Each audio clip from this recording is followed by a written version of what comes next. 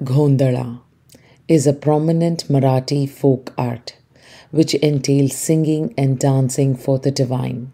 This art form is said to trace its origin from Karnataka and all the way to Maharashtra. The story goes that the dance form known as Gondal was created when the warrior sage Parashuram beheaded the demon Betasur. He sewed the head into a crown and fashioned a musical instrument out of it. Parashuram danced to thunderstorms, alarming rhythms in praise of his mother, goddess Renuka. This dance by Parashuram was called Gondal.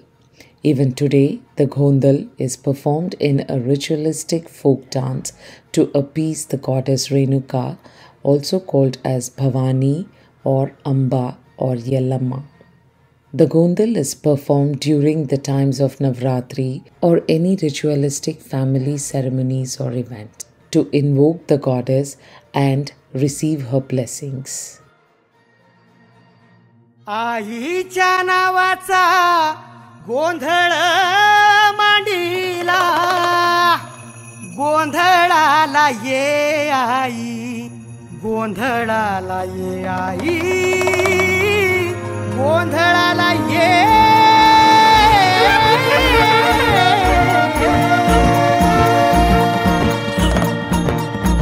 नवरूपाची नवलाई आज बसली सिंहासनी आदि माय तू भवानी साऱ्या सृष्टीची जननी